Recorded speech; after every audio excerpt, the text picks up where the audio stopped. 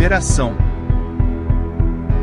emoção, inusitado oficial. Seja bem-vindo. Episódio de hoje: Perdidos em Horros del Salado.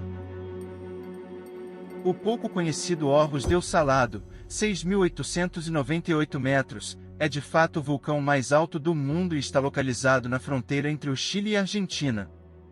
É também a segunda maior montanha do continente, perdendo por 64 metros do Aconcagua.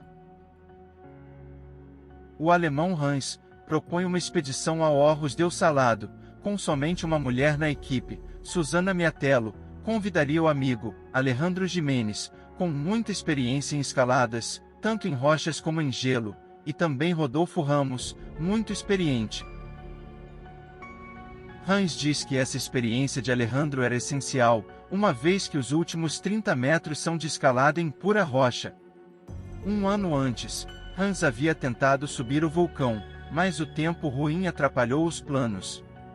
O ano era 2003, e nesta época, segundo Rodolfo, não existia caminho bom, nem informações.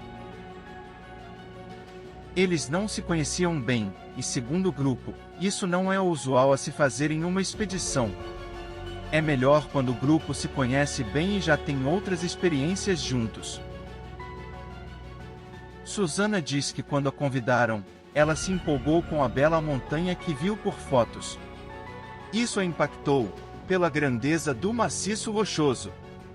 Mas confessa que teve um certo medo da aventura. Depois de 3 dias de viagem de caminhonete, desde a cidade de Mendoza em Argentina, o grupo chega ao primeiro refúgio, no lago chileno da fronteira. Assim, irão passar mais 3 dias até chegar ao último refúgio, onde realmente começa a escalada. Essa era a oportunidade final de uma boa hidratação e de outros preparativos finais, inclusive, observar os sinais físicos se estão aptos a continuar a escalada. Com o passar dos dias, começam a perceber uma divisão entre os membros do grupo. Rodolfo conta que a comida já não era dividida igualmente, e para dormir eles se separavam. Susana conta que se manteve mais próxima de Hans, porque foi a pessoa que a convidou e quem ela já conhecia há mais tempo. Depois de 2 dias de aclimatação, Alejandro começa a sentir-se muito mal. Eles o hidratam bem e lhe dão as assistências, mas ele continua mal. Começou a ter diarreia e depois vômitos. Alejandro diz que sente dores no corpo e que se até o dia seguinte continuasse assim, ele retornaria. No dia seguinte, ao acordar, o grupo vê que Alejandro está pior, começou a ter espasmos, as mãos se retorciam. Isso faz com que o grupo tome a decisão de levá-lo até a base.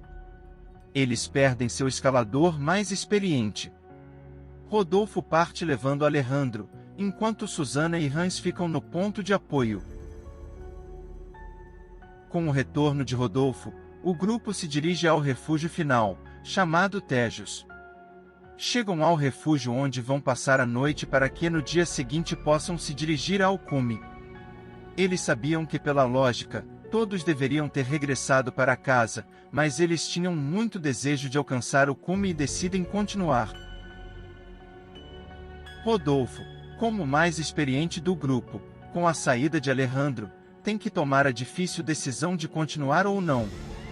Susana havia observado que Rodolfo era fumante e isso a deixou um tanto intrigada, mas supondo que ele era experiente, deveria saber o que isso significava para uma alpinista. Durante a noite no refúgio Tejos, Rodolfo quase não consegue dormir devido a uma tosse muito forte. O grupo desperta para o seu grande dia. Estão a 8 horas do cume, porém está tudo coberto de neve e a temperatura está 10 graus abaixo de zero. Rodolfo orienta os demais a levar a comida somente para o dia. Com isso, Susana leva algumas barras de cereais e bem pouco alimento em sua bolsa. Apenas algumas horas de caminhada, Hans perde o caminho que os levará ao cume e se sente um pouco desmoralizado, pois não havia começado bem. Eles tentam se localizar e depois de desgastante caminhada, retomam o curso. Nesse ponto eles começam a perceber o esgotamento de Rodolfo.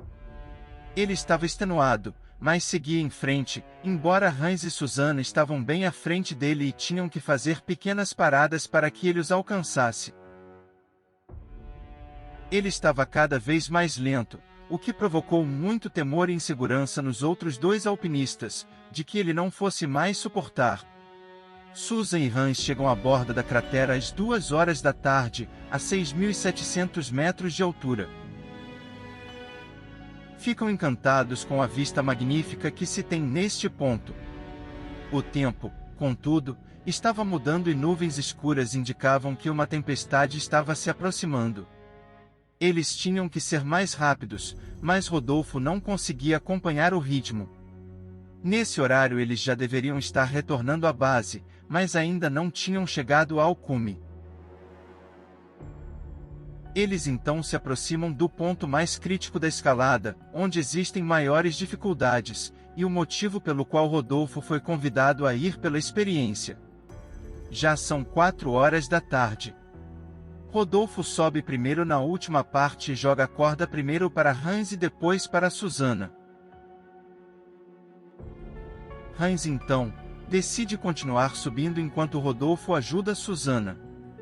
Nesse ponto, a trilha de subida é muito estreita, e tem que esperar Hans descer para que possam subir até o cume.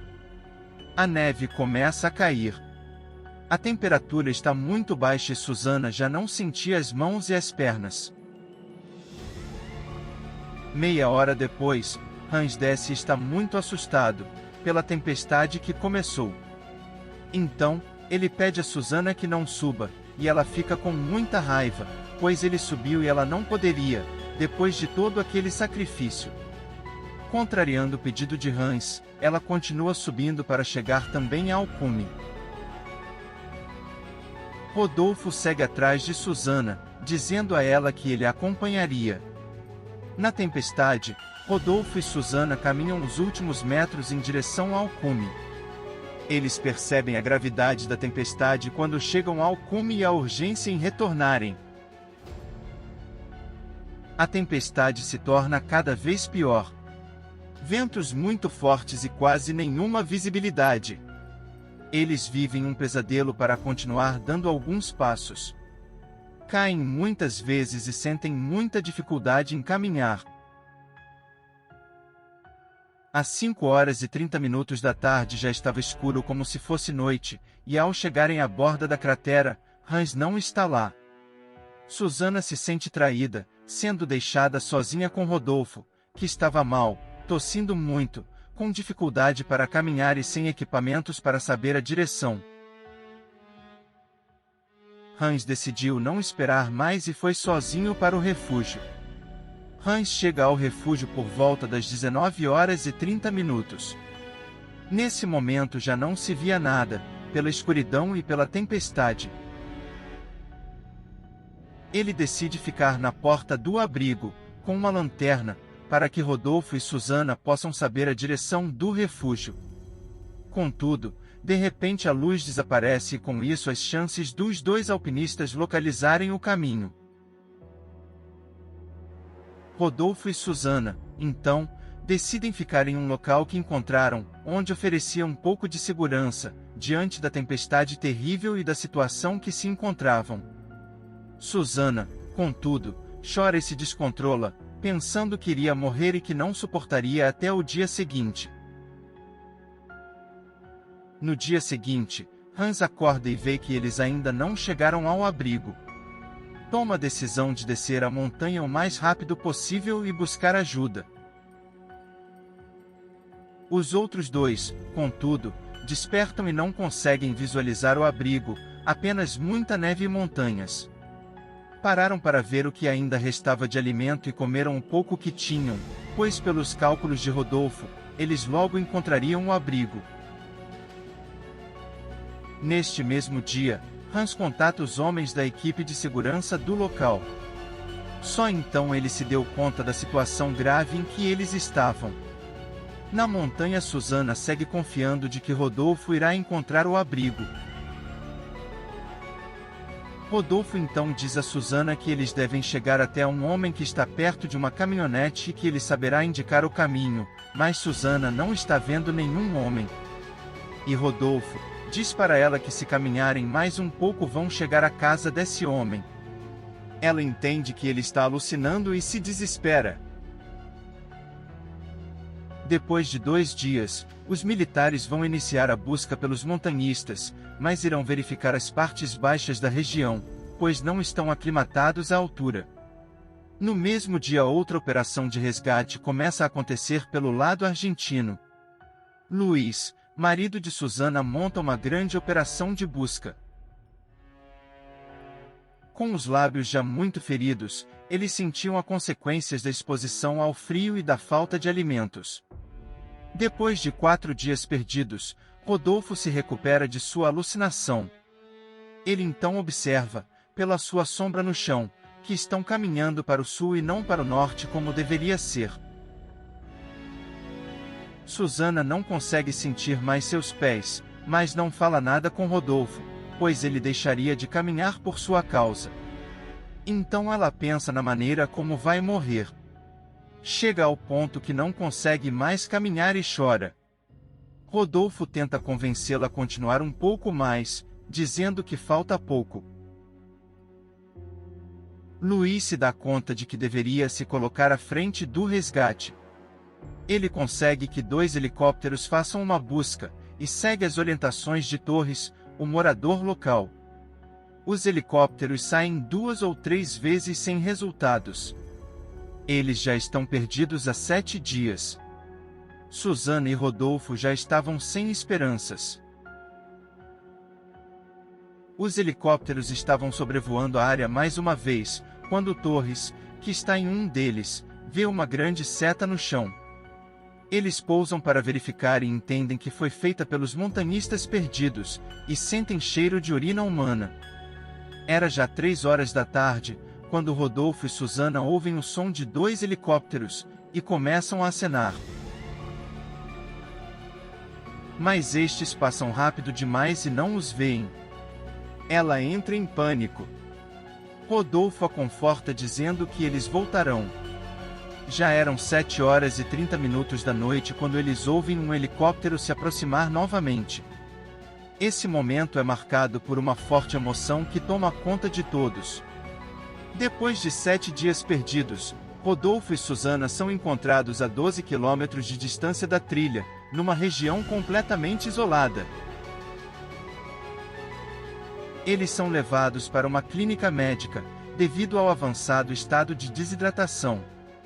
Os pés de Susana estão em péssimo estado, seus dedos estão congelados, mas os médicos veem chance de tratamento.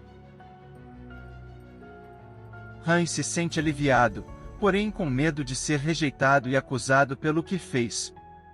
Mas Susana e Rodolfo não o acusam diretamente. Embora saibam que ele os abandonou sem nenhuma condição de retornar. Por hoje é isso, pessoal. Curtam e se inscrevam para ajudar nosso trabalho. Até breve.